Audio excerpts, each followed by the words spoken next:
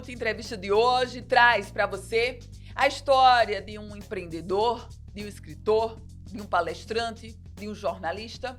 A história de uma pessoa que, ainda bebê, com menos de 2 anos de idade, recebeu um diagnóstico de câncer, de retinoblastoma.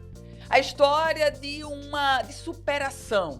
Aliás, a história de vida que inspirou outras vidas e que escreve uma outra grande história a partir da sua vida.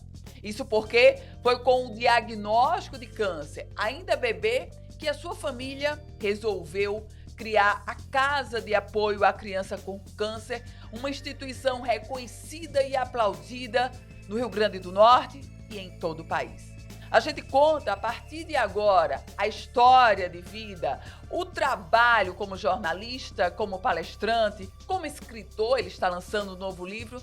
Eu tenho a alegria de receber aqui Fernando Campos. Fernandinho, seja muito bem-vindo ao Ana Ruth Entrevista. Que bom recebê-lo aqui. Minha querida, obrigado pelas palavras, pelo carinho. Eu mesmo estava fazendo, meu Deus, que história bonita, porque você contou tão lindo. E é sua história, né, Fernando? Que graças a Deus traz muitas alegrias, traz muito orgulho, sim.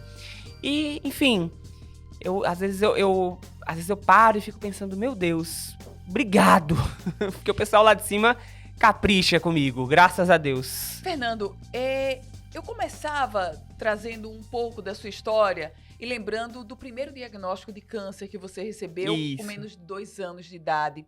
Você ainda era bebê, mas o que é que você lembra, quais são as suas primeiras lembranças desse tempo de bebê, de infância e de enfrentar uma doença tão nefasta quanto essa? Bom, antes de tudo, Ana Ruth, eu quero pedir licença para fazer minha autodescrição. Claro. Eu sou um homem de cabelos castanhos, que estão agora até a altura do pescoço, mais ou menos, olhos verdes, tenho uma pele branca, tô usando o aparelho ortodôntico, que não vejo a hora de tirar, mas ainda estou. E tô com a camisa polo.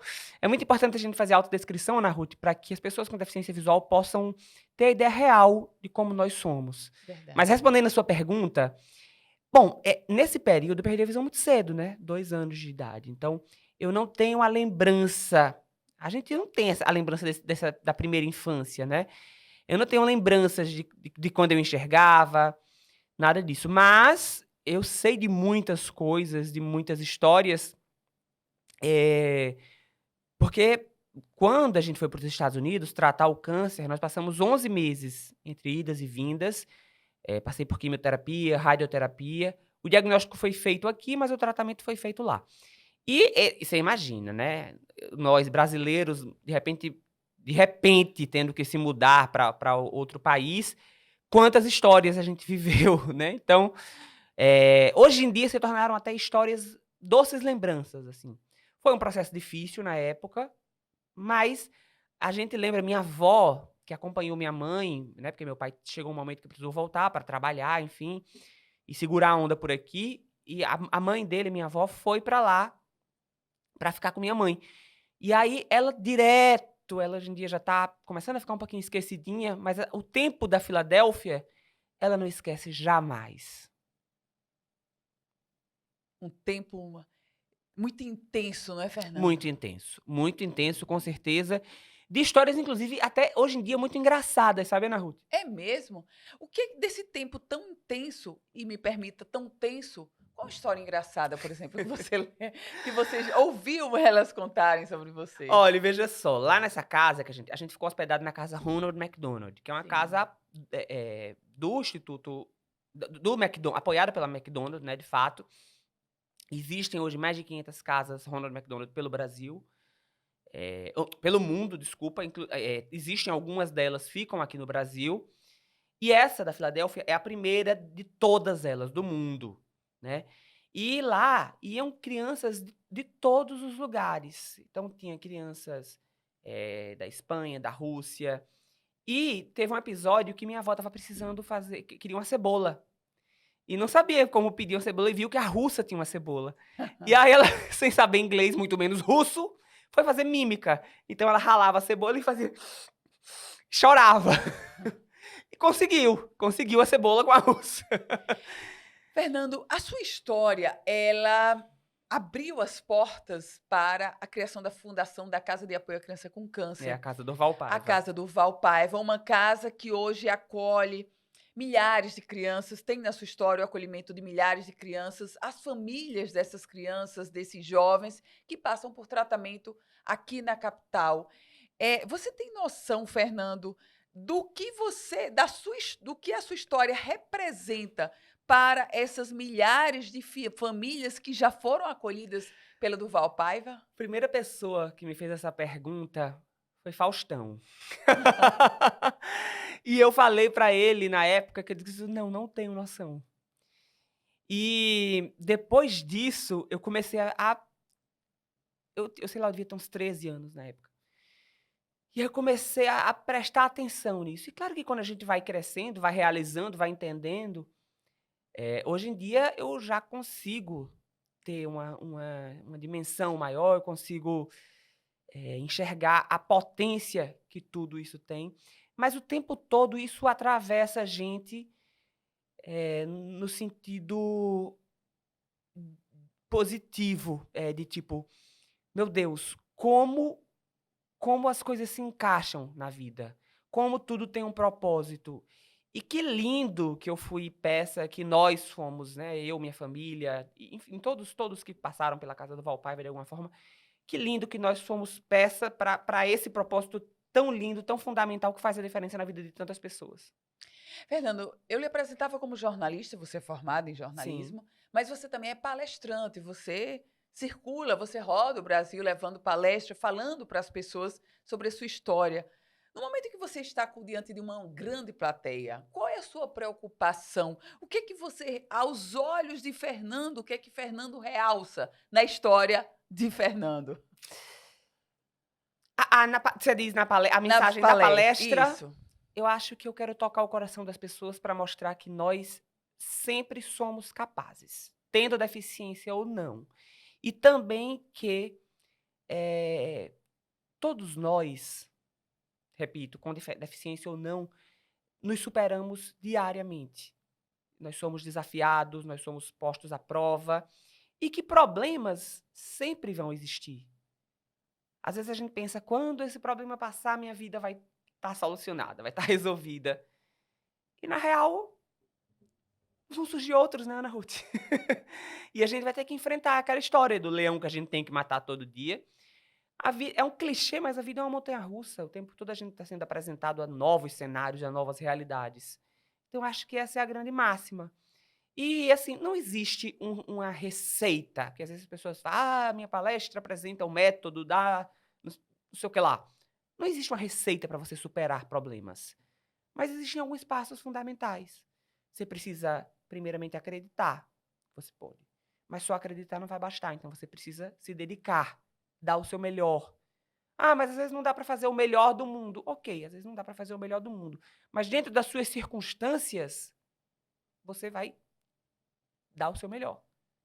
E aí sim a gente pode subir o terceiro degrau, né? Eu costumo dizer que é uma escadinha, que é o degrau da realização. Mas primeiro a gente tem que acreditar, tem que se dedicar para poder chegar lá, porque nenhuma escada começa no último degrau. Nesse degrau da realização, onde foi que você já esteve com ele, Fernando? O que foi que lhe levou a ele? Ou quais foram os fatos que lhe levaram a ele? Eu acho que eu sou muito feliz com o meu trabalho hoje em dia. Eu gosto de trabalhar. Eu gosto de fazer o que eu faço. Eu fico feliz ao ver que o meu trabalho está chegando às pessoas e que está tendo efeito. E aí, assim, eu acho que a escadinha ela vai se multiplicando, né? Eu já cheguei em alguns topos, mas eu tenho muita coisa para viver, tenho muita coisa para alcançar. Eu acho que é assim que tem que ser, enquanto houver vida, sabe? Mas o meu trabalho é uma coisa que me traz muita alegria, que me traz muita realização, e a minha família, né? Minha família é uma coisa que eu vivo por eles. Você disse para mim que a vida é como uma verdadeira montanha-russa. Onde é que essa montanha-russa lhe coloca medo, Fernando? Ana Ruth, você é demais. Medo, eu acho que eu tenho muito mais medo de perder as pessoas que eu amo do que aconteça alguma coisa comigo. Muito mais, assim,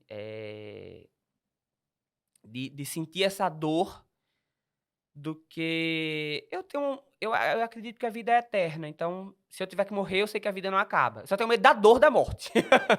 Eu sempre falo assim: "Eu não tenho medo de morrer numa queda de avião, eu tenho medo do processo da queda". Aquele tempo lá que o avião tá caindo, aí eu vou falar: "Meu Deus do céu", de sentir dor, aí tudo bem. Mas da morte em si, não.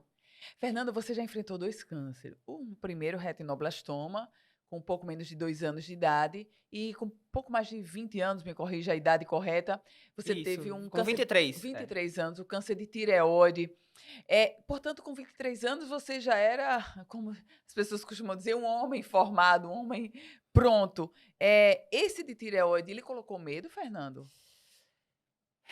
Eu não vou dizer a você que eu tive medo de morrer, porque, o câncer eu fui muito tranquilizado, eu fui acompanhado por uma equipe muito competente, e uma coisa que os médicos me disseram foi: "Se é pra ter câncer, que seja o de tireoide". É verdade.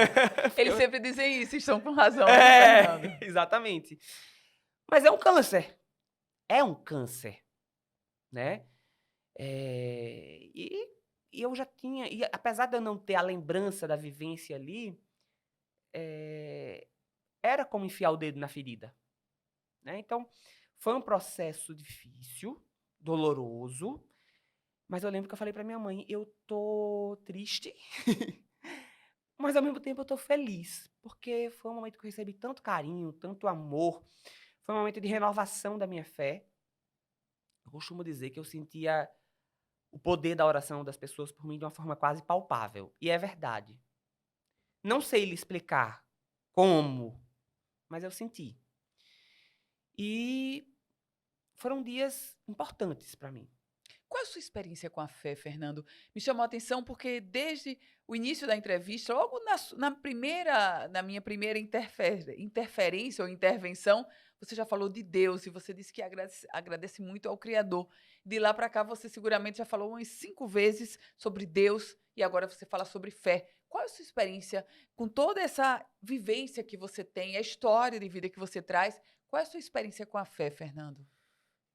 Eh, eu entendo que na vida, aos poucos, a gente vai entendendo que tudo sempre esteve no seu lugar certo.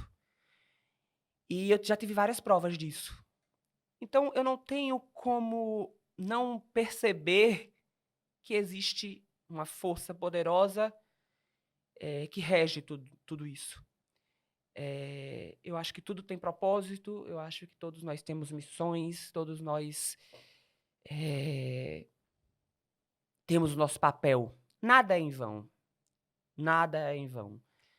E eu acredito, eu acho que por mais que coisas aparentem serem ruins, aparentem acontecer para o mal, tudo há um propósito maior. Eu acredito nisso. Você é um jovem, tem 31 anos de idade, você é Pessoa com cego, deficiência visual, sim. deficiente visual, e você deixou a sua cidade natal, e você hoje mora em São Paulo. Você é um escritor, é um palestrante, você rompeu Um as caba desse que divisas. fez essas coisas aí, tem como não ter fé? Não Então, não tem. tem, né, Fernando?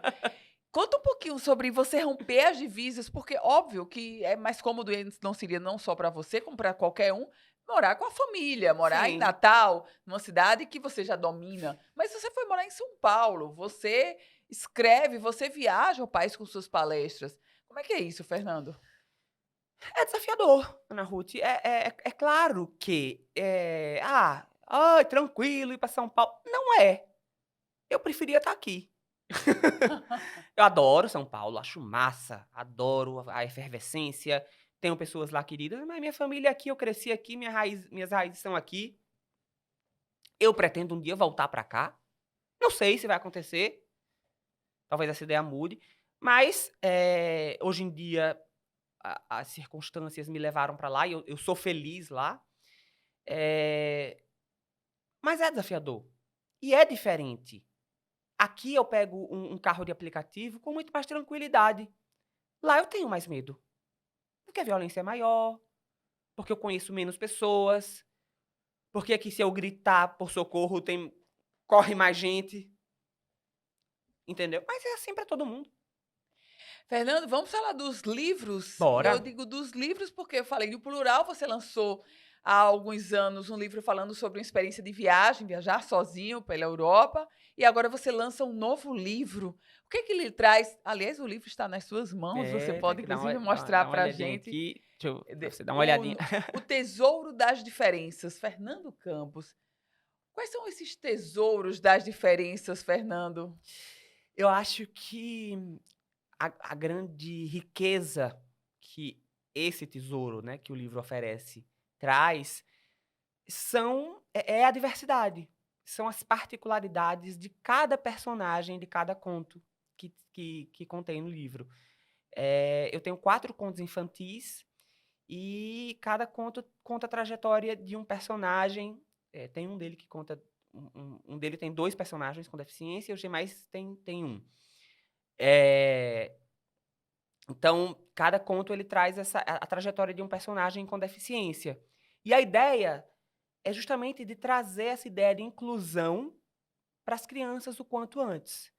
Tanto para as crianças com deficiência se sentirem representadas e dizer, olha, o personagem com deficiência nesse livro é o principal, é o protagonista. Como para crianças sem deficiência olhar e dizer, olha, meu colega de sala que tem deficiência tá no local de protagonismo aqui.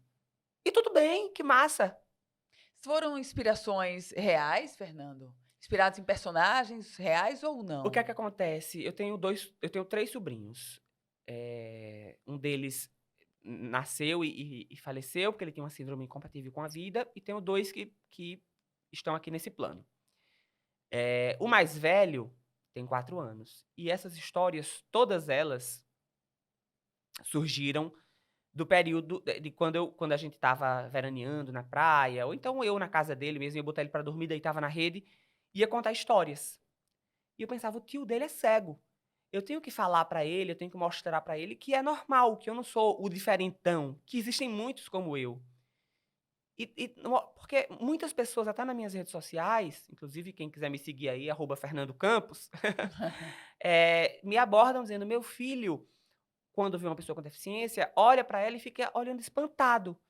Porque não é uma coisa divulgada nas mídias regularmente, hoje em dia, muito mais do que antes, graças a Deus, mas ainda assim é uma coisa que não está no dia a dia dessas crianças. Então esse livro é uma forma, uma ferramenta que eu encontrei de trazer essa temática o quanto antes.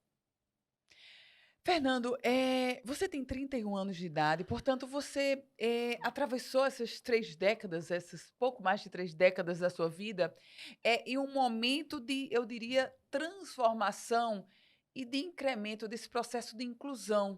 Imagino com você com 10 anos, com 15 anos de idade, como vivia esse processo de inclusão e hoje como você vive. O que você, e aí não é o você, mas o que é que você encontra com o outro nesse processo de inclusão. Fala um pouquinho sobre isso.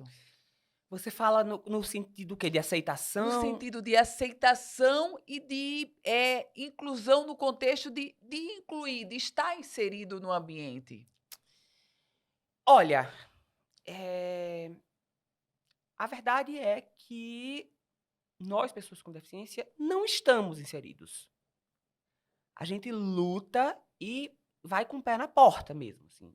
A gente obriga. E hoje em dia, a gente tem mais aliados. Hoje em dia, a gente aprendeu. Eu, no caso, né? Posso falar por mim, por ter 30 anos, 31 anos. Aniversário próximo, a pessoa fica confusa. A gente aprendeu a lutar. Quando eu tinha 15, muitas vezes eu vejo que eu fui injustiçado e que se fosse hoje eu tinha dito: "Epa, aqui não, aqui não". Então, assim, a gente por exemplo, hoje em dia as máquinas de cartão todas elas, a grande maioria delas, nos estabelecimentos, elas são touchscreen. E eu não consigo digitar minha senha, porque quando eu toco, já marca o número. Então, o meu celular ele é touchscreen, mas ele tem um serviço de acessibilidade. Essas maquininhas não têm. Até tem, que o fornecedor ele pode oferecer um tecladinho de borracha para que se coloque em cima e eu consiga digitar. Mas, normalmente, o fornecedor só envia esse teclado quando o dono do estabelecimento faz uma reclamação. E aí, já aconteceu de algumas vezes eu ter que dizer a senha para o meu marido para ele digitar. Chato, né? Tá, ok, uma pessoa que eu confio. Mas, vamos lá, o normal não é a gente precisar dizer a senha. Não é precisar a gente, né, falar para outra pessoa. Eu já tive que dizer a senha do meu cartão para uma amiga. E aí, hoje em dia, eu gero um constrangimento mesmo. Eu não faço um escândalo, mas eu O que, que olho. você faz? O que, que você diz? Eu olho pro garçom e faço, e agora? O que é que a gente vai fazer? Aí ele diz, eu não tenho outra máquina. Eu digo, certo, esse é um problema seu. Isso não é um problema meu. Meu cartão tá aqui para pagar. Isso é um problema seu, você tem que resolver. E aí eu deixo ali a situação gerar um pouquinho, às vezes até... Aí às vezes, achei outra maquininha com teclado. Achei o tecladinho de borracha. Ou, enfim, outra solução. Quando eu vejo que não vai ter solução mesmo, aí eu vou e passo a minha senha para alguém. Mas eu preciso gerar esse constrangimento. Para que acenda uma questão ali. Eles falam, opa, a gente não pode passar por isso, a gente tem que ser acessível. E aí eu digo, quando eu voltar aqui, eu quero que isso esteja solucionado. Ou vocês vão perder um cliente. Você disse há pouco, Fernando, que aos 15 anos de idade você tinha que chutar literalmente e colocar o pé na porta. Hoje ainda. Ainda hoje. É sempre assim, porque o mundo não é feito para pessoas com deficiência. Com 15 anos eu disse que eu tinha menos segurança. O que lhe vem à sua lembrança, Fernando, desse tempo que você passou e que você passa, e você tendo, vou usar a sua expressão, que colocar o pé na porta? Não, assim, Ana Ruth, hoje em dia, quando eu falo isso, porque para mim era muito mais confortável estar em casa sem trabalhar. Verdade. E de repente... E se vitimizando, me né, Fernando? vitimizando. E de repente, eu até conseguiria ter ferramentas para isso. De repente, eu conseguiria me colocar nesse papel. Só que não. Eu não quero, eu não gosto, não é confortável para mim isso. E eu tenho que colocar o pé na porta quando eu digo uma situação dessa. Sim. Quando eu tenho que gerar uma situação, um constrangimento desse. Quando eu falo lá dos 15 anos, lá atrás, em alguns momentos na escola, por exemplo, eu tinha que fazer prova em horas separadas dos demais alunos. Por quê? Porque em alguns momentos eu ia fazer prova oral, porque a prova em braille não ficava pronta a tempo. Diversos motivos. Sim. E aí, uma vez, um professor de português me colocou para fazer a prova depois do horário da escola. A aula ia até 12h30, ele queria fazer a prova comigo assim que acabasse. Eu fiquei lá esperando. E aí, eu fiquei esperando lá, e aí os outros alunos lá dizendo, professor, vai logo fazer com ele, o bichinho tá aí esperando. Eles estavam de zoação, eles queriam ter a oportunidade que o professor saísse de sala para eles poderem colar. Mas o professor olhou para mim, olhou para eles e fez, a obrigação dele é esperar. E a minha obrigação não era esperar. A minha obrigação era de aluno ali até 12h30. 12h30, além, eu já podia ir para casa, como todos os outros alunos. Então, na verdade, eu estava fazendo um favor para a escola de ficar. Hoje eu tenho consciência disso. Na época eu fiquei calado. Fernando, você escreveu 2 livros, você se formou em jornalismo, você ministra palestras Brasil afora. Qual é o sonho de Fernando hoje? Eu quero me comunicar com mais pessoas, eu quero que minha mensagem chegue a mais pessoas, eu quero lançar mais livros e eu quero explorar mais o meu lado de jornalista. Eu gosto de entrevistar também. Então, eu tenho alguns projetos e a minha equipe aí, a gente está esperando o momento certo para oferecer para alguns locais. Eu ainda estou muito dedicado à internet mesmo, porque a internet é onde eu tive a minha grande visibilidade, As né? redes sociais, É o que né, me Fernando? sustenta hoje em dia. As redes sociais, sim. É o que me sustenta hoje em dia, né? Mas estamos construindo uma personalidade, uma comunidade de pessoas que me acompanham, graças a Deus, que a gente vai ter essa grande oportunidade agora de se encontrar, inclusive nesses 2 lançamentos que vão acontecer, né? Em Natal e em São Paulo. Fernando, essa comunidade que lhe segue é a comunidade que é igual a você, igual no sentido de estar lutando por um processo de inclusão porque está dentro desse processo? Ou essa comunidade que lhe segue é a comunidade que quer abraçar e quer ser lutador ou lutadora junto com você? Quem é? Existe, vamos dividir aqui em 3 fatias, talvez. Existem as pessoas que são, que possuem deficiência, assim como eu, são pessoas com deficiência. Existem aquelas que se sensibilizam e que querem se aliar, e tem aquelas que só gostam de mim mesmo. Acho que essa é talvez se a gente fosse dividir assim grosseiramente, num primeiro recorte, seria isso. Uma última pergunta. De todas as palestras que você já proferiu, de todos os públicos com os quais você já esteve frente a frente, qual foi o mais desafiador, Fernando? Qual foi aquele que você se viu mais instigado a conquistar? Eu acho que foi o último. Qual foi o último? O último agora foi em Barretos. Foi uma palestra muito legal, para uma plateia bem grande. E quando eu comecei, o pessoal estava bem calado, bem quieto, assim, tipo, assistindo, prestando atenção. Mas eu sou muito piadista, né, Ana Ruth? Você me conhece, eu fico o tempo todo quebrando gelo e tal. E aí, no começo, eu lá percebendo aquele pessoal meio... Aí eu fiz, gente, de vez em quando vocês fazem... só pra saber que vocês estão aí ainda, né? Então... E no final, que tem uma parte da minha palestra que eu simulo o carnaval, aí boto música, o povo pula, canta, dança. No final já estava todo mundo enlouquecido comigo. Eu fiz, valeu a pena demais. Então acho que foi, mas tiveram várias oportunidades desafiadoras e várias, algumas a gente já chega, a plateia já está no clima também, né? Fernando Campos, você disse que valeu a pena demais. E como vale a pena? Como vale a pena escutar e ouvir o testemunho de alguém que rompeu paradigmas, que quebrou diagnósticos, de alguém que inspirou pessoas, que inspirou grandes projetos, de alguém que escreve com letras garrafais o seu nome na vida de outras pessoas e no próprio processo de inclusão. Ex-Fernando Campos. Muito obrigada, Fernando. Ô, querida, eu que agradeço, você sempre muito carinhosa comigo, me recebe sempre nos seus espaços, de uma forma muito preparada, e isso é muito, muito gostoso, é gostoso mesmo conversar com você e falar um pouquinho, né, da minha trajetória. Quero convidar o pessoal a me acompanhar nas redes sociais. @Fernando Campos. @Fernando Campos no Instagram, no TikTok, @soufernandocampos.